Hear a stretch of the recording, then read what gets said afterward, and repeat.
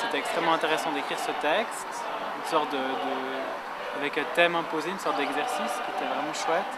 Et puis c'était aussi extrêmement chouette d'avoir accès aux idées des autres et puis de voir aussi comment eux ils abordaient la création et comment eux et qu'est-ce qu'ils voulaient montrer. Il est une scène, la première scène de l'histoire entière de l'humanité avec un grand H, une grande H en fait, les consonnes c'est féminin. Et cette scène est la scène d'Édipe, pas encore roi mais presque, qui rencontre le sphinx.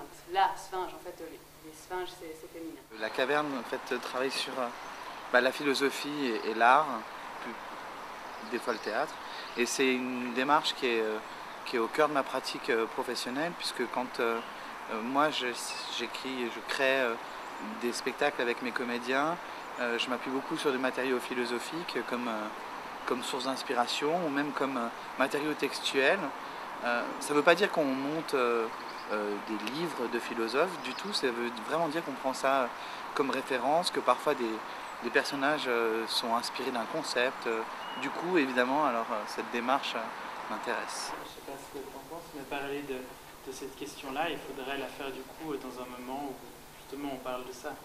Ce serait peut-être aussi un moment pour intervenir avec des... Les maîtres de la caverne offrent aux étudiants de faire d'autres travaux plutôt artistiques que ce qu'ils font normalement, à écrire des travaux écrits théoriques.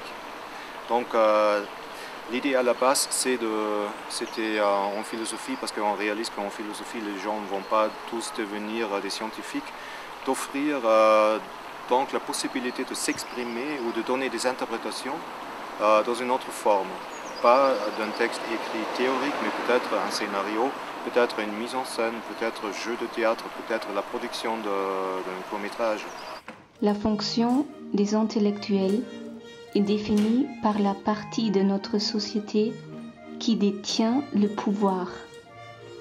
En ce moment, les milieux économiques.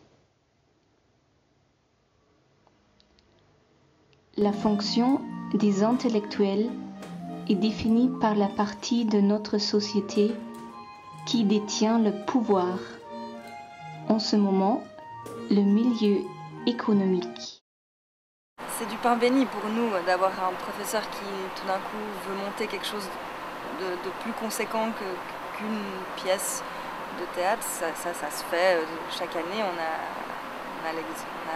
programme un certain nombre de troupes qui naissent pour une année ou deux.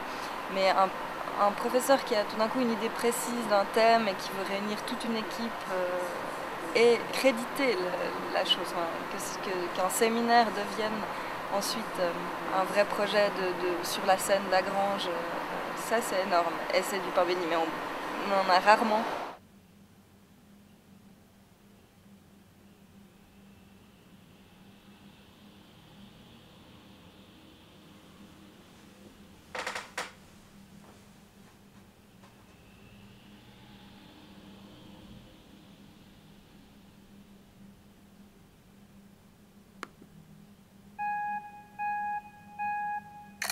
Ça sert aussi à développer les compétences transverses des étudiants, parce qu'ils ont besoin de développer des projets.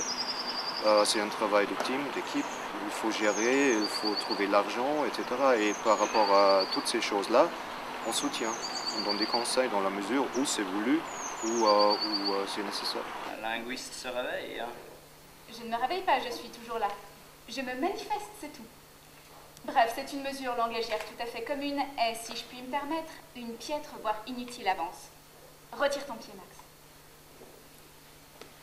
Tu ne me convaincras de la spécificité ni de ce repas, ni de ton discours. Et, si je puis me permettre, la seule érection dont tu pourras espérer des bénéfices ce soir sera celle du bout de ta fourchette.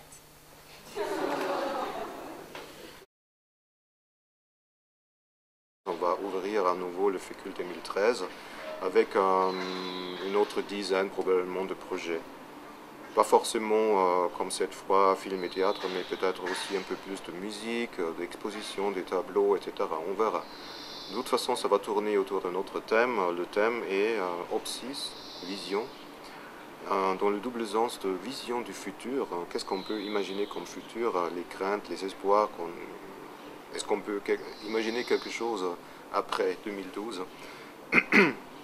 Et de l'autre côté, côté formel, la vision, le rôle de la vision dans la science, par exemple, par rapport en comparaison avec l'écriture. Ou la vision aussi cinéma, théâtre, etc. Donc des réflexions sur le rôle de la vision. On va donc continuer le travail. On va commencer à continuer les banquets. Cette fois, on va aller dans les banquets dans une direction d'approfondissement des discussions des contenus. Donc on a déjà fixé quelques thèmes, comme par exemple pour le mois d'octobre, on va discuter plutôt la fin de la guerre, point d'interrogation, tandis qu'au mois de novembre, on va discuter la fin de l'argent, point d'interrogation. Donc vous voyez, c'est un peu des thèmes qui sont déjà en train d'être travaillés. Donc qu'est-ce qui nous concerne dans le futur, quels soucis est-ce qu'on a, etc. Donc ça tourne autour de la guerre, ça tourne autour de l'argent, ça peut tourner autour d'autres choses encore. Voilà.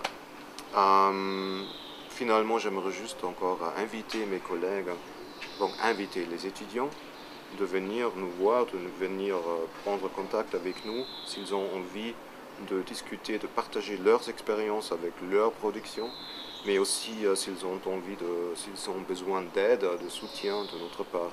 J'aimerais aussi inviter les collègues qui ont des étudiants qui aimeraient présenter ou préparer des travaux d'une telle sorte, d'une telle façon, de nous envoyer, d'informer les étudiants que nous existons et de prendre contact.